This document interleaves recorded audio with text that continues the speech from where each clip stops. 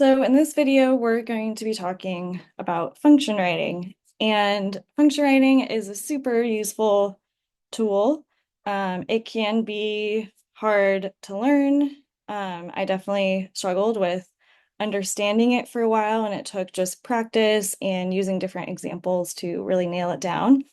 But essentially what you're doing is creating a custom uh, pre-written set of code to do whatever you specifically want R to do. And it's a way to kind of get around that copy and pasting mode that we get in R of, say you have a plot that you've created and you want to slightly change it for each variable that you're plotting in your data. Copying and pasting can lead to small typos that create uh, frustrating issues. And so this is a way to just kind of optimize the process of copy and pasting. um, we've been working with functions all quarter. For instance, ggplot is, a function that someone has written, and in that function, there's several arguments and additional functions to create a plot. And that's really handy because writing out everything that happens in the ggplot function every time would be quite cumbersome. And so we are going to go over how to create some very simple functions and just get you sort of thinking about how this might help you in your coding process.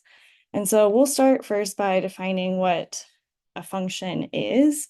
And essentially, in the function, we need to specify arguments as the input, and then the output will be some sort of value. And in this case, it's going to just be a single value that we want the function to return. So I'm going to go through the function that's in the tutorial. So my sum is function, and to create a function, we literally just use the function. And we specify different arguments. So we're going to have A and B as arguments, and then we open up curly brackets.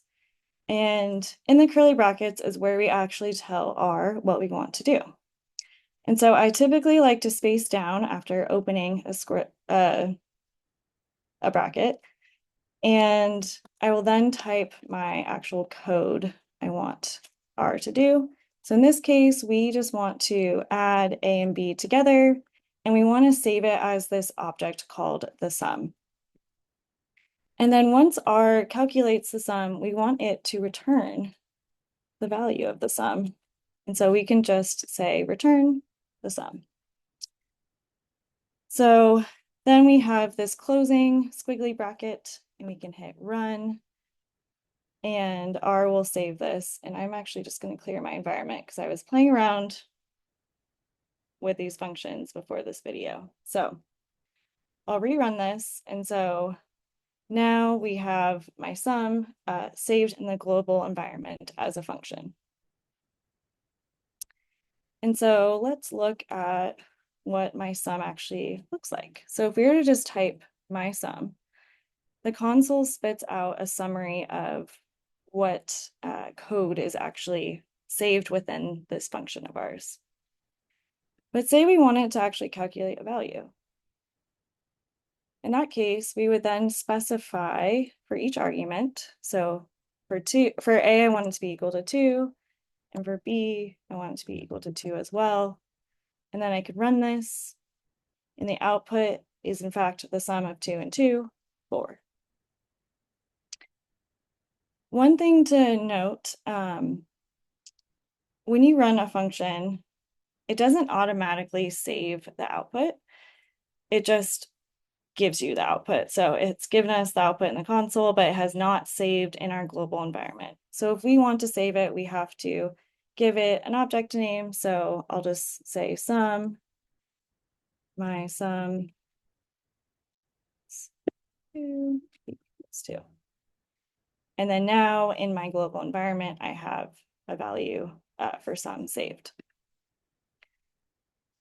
So there might also be instances where you want to provide default values in a function.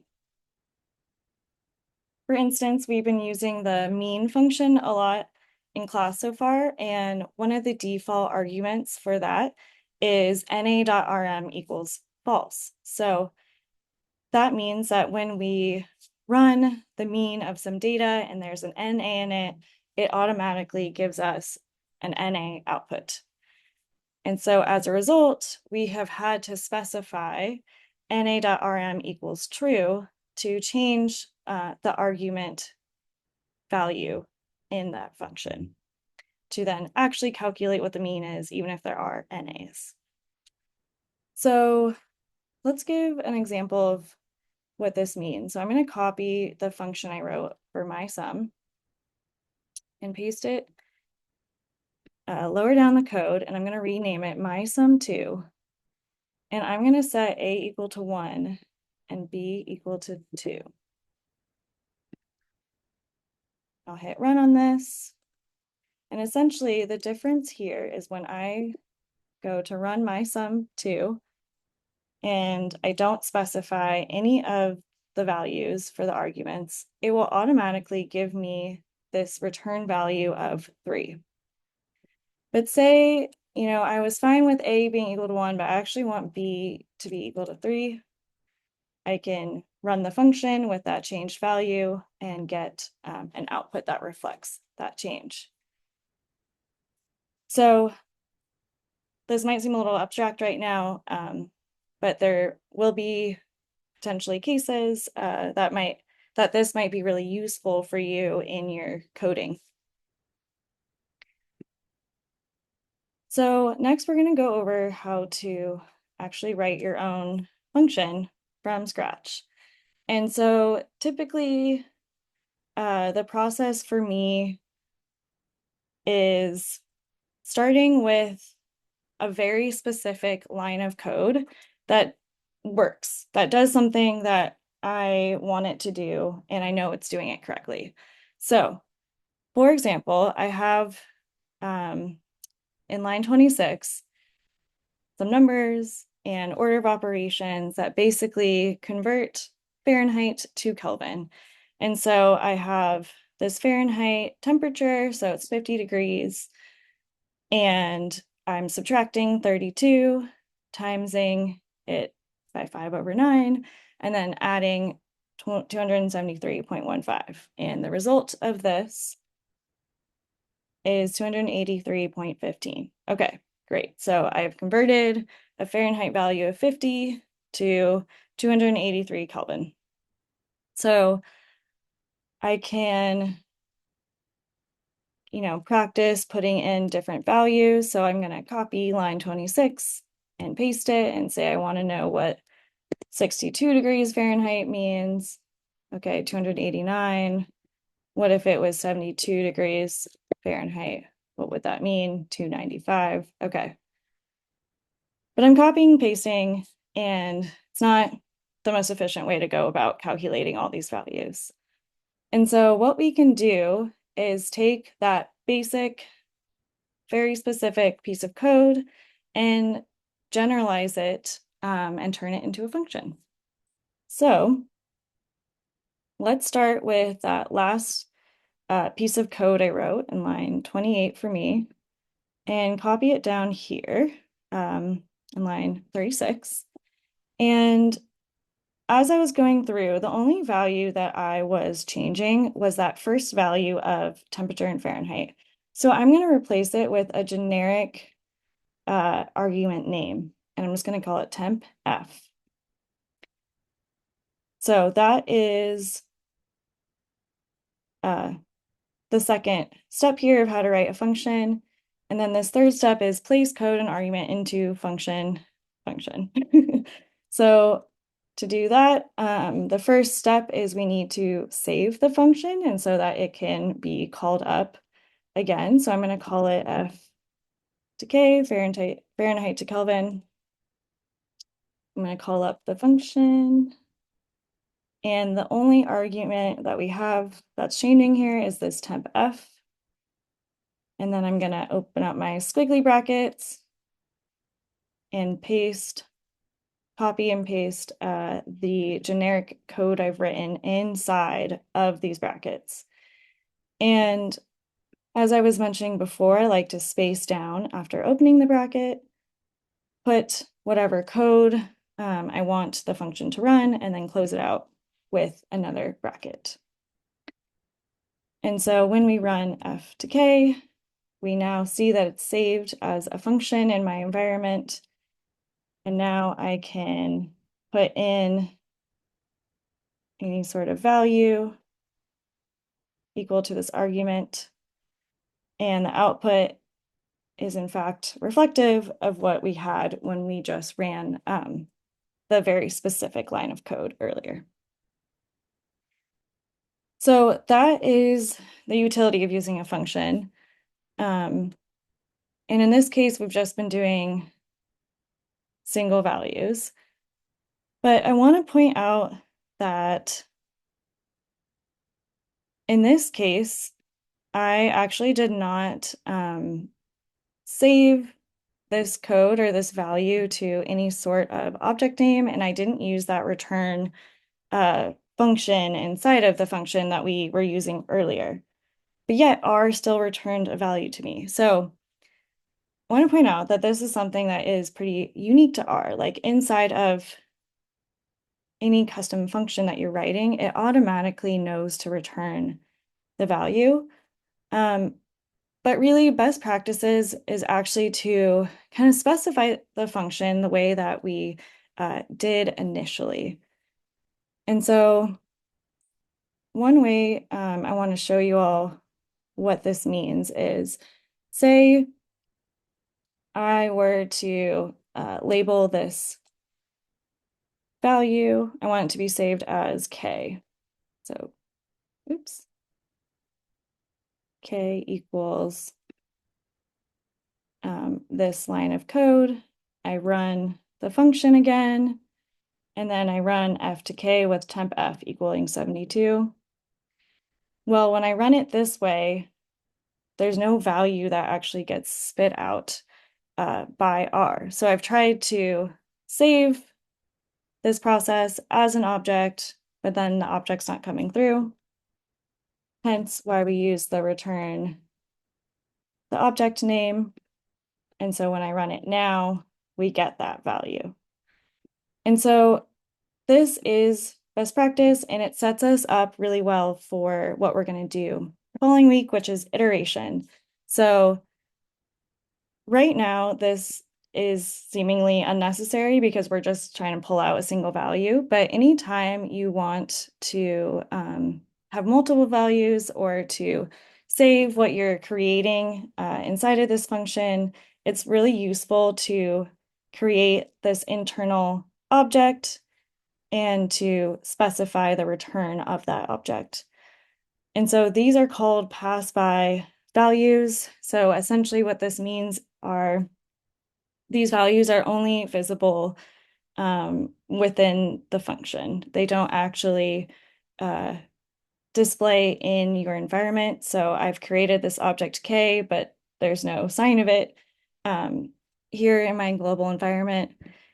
And essentially, one way to remember like what pass-by values are is just what happens in the function stays in the function. So all of this is happening internally when you run the function, but you're not going to have that saved as an output. In order to save your output, you actually need to specify that you want that. And so say I want to save a value called Fahrenheit. I would then I would then type in the function that I want to save.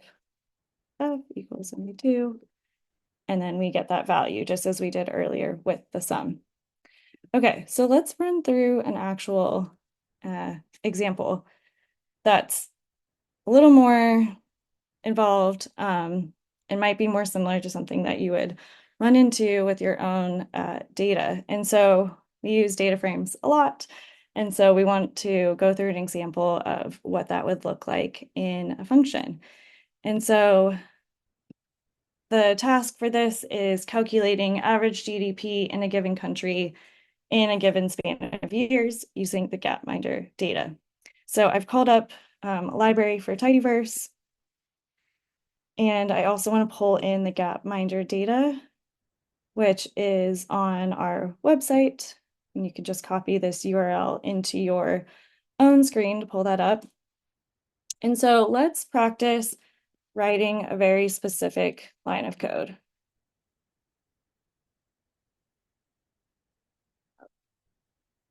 Average. So we're going to look in the Gapminder data. We're going to filter out data about Canada. And we want the year range for this calculation to be between 1950 and 1970. And then we want to summarize the output as mean GDP. So mean GDP per cap, NA.remove equals true in case there are NAs. And so I've written this very specific line of code and I get a value out of just over 13,000. But what if I want to do this for other countries and other year ranges? So let's generalize code. So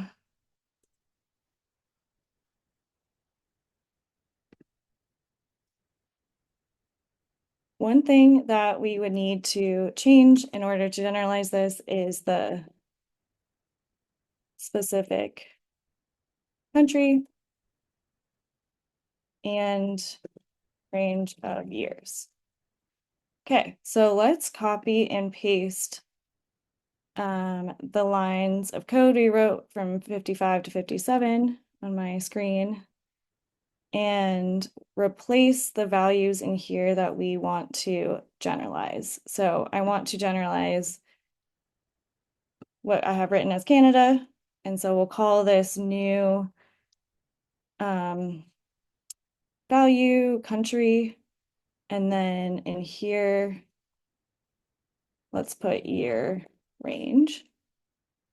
And then the other step that I mentioned was actually saving the function. So we'll call this average GDP.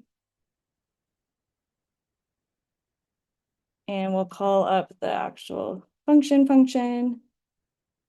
And we know the values or the arguments that I want to replace are country and year.range. So I can specify these as arguments in the function and then open up those squiggly brackets and copy the general code that we wrote and put it inside of these squiggly brackets. And now we have our function. So let's go ahead and save that. And let's try running the code or the function with different arguments. So say we want to know the GDP for United States from years 1980 to 1995. So we run this and we get an output of almost 29,000. Cool.